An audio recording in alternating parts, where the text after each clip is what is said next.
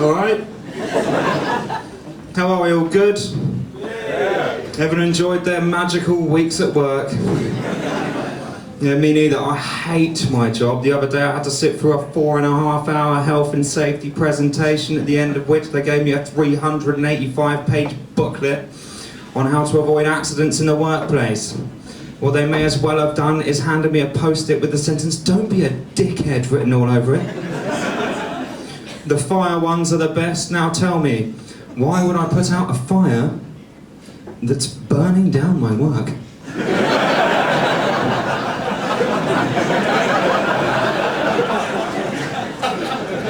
Completely defeats the point of having started it in the first place. What's more, the whole thing was run by this annoying brown noser at the end of the presentation. On the way out, he called me, he said, "So Joe, does that fill in the blanks with regard to health and safety?" I said, "Well, I am feeling a little hazy. Do you mind if we conduct a quick test, just to see what everyone's learned?" He said, "That sounds like a fantastic idea. What do you have in mind?" I said, "Well, the first thing we'll do is set you alight.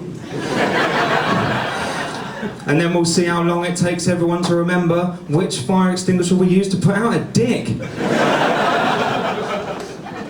So I've had some glamorous jobs, one of which was working at a firm that maintained manhole covers.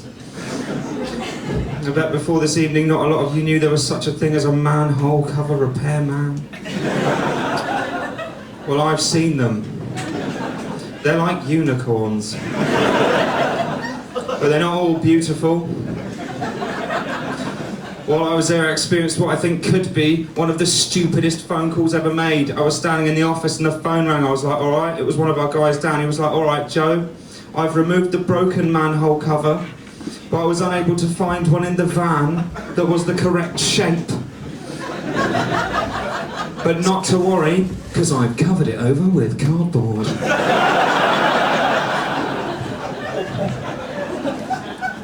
So, well, I'm glad you called. Because what you've so cleverly managed to construct there is a trap. Why don't you file some sticks down into a point, throw them down there while you're at it? Just to make sure if anyone does fall in, we're absolutely screwed. He said, "I'm sorry, I don't follow." I said, "Well, that manhole's located on a pavement, Daniel.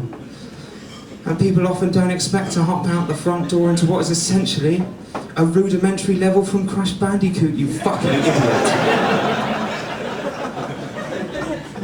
What a prick. I went out for lunch the other day. I walked up to the bar and said to the barman, "Alright mate, do you do cheesy chips?" He said, "No." I said, "Do you do chips?" He said, "Yeah." I said, "Do you have cheese?" He said, "Yeah." I said, "I'll ask you again."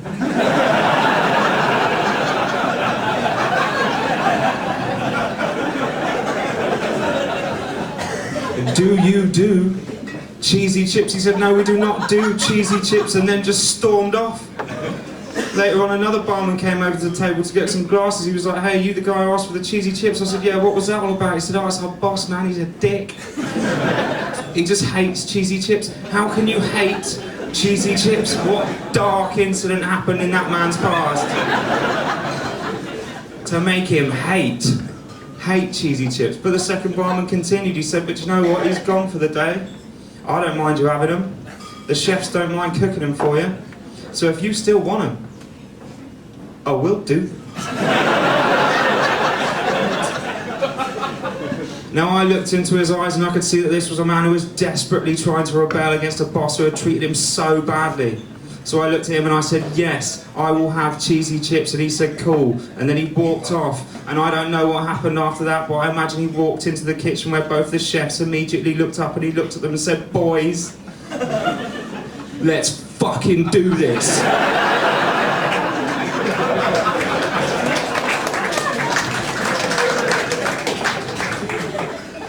My mate's going travelling. I don't have anything against travelling. He's going to Thailand. I've been to Thailand. Nothing tedious about that at all. What was slightly tedious, however, was the irritating 3-month period before he left, where we all had to stand round and watch while he slowly transformed into Leonardo DiCaprio from the beach. Because, like, people travelling, like, they'll fucking tell you all about it and you just have to pretend to care. And obviously a lot of you are going, oh come on now Joe, he was just excited about his trip. But I have one thing to say to you people. I could have the most amazing day planned. I could start it all off by hopping over to Paris for a champagne breakfast, spend the afternoon surfing in Sydney and then head to LA to watch the Rolling Stones, but I'll never be so excited that I start listening to Moby. Obviously after he left we all had to deal with the relentless Facebook updates. Obviously the people travelling don't just want to tell you about what they're doing right now, they want to tell you about the amazing times they're going to be having in the future.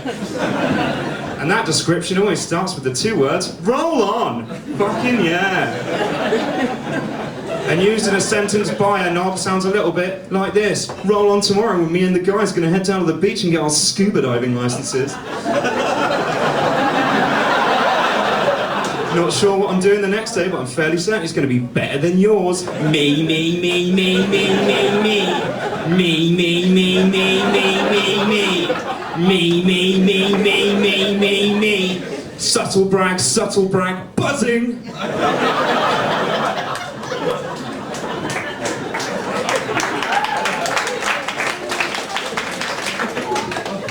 Because no one ever has a bad day travelling, do they? You never log on and see anyone going, well, I woke up in a cockroach-infested shithole covered in my own piss. Then I walked to the shop where I got mugged by the local police who proceeded to batter 7 barrels of crap at me. And then I got bitten by a rabid dog at dinner. What a load of bollocks. Wish I'd never come.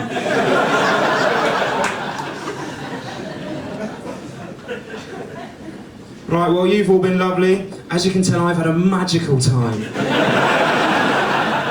I'm gonna go. I'll see you later. Good night.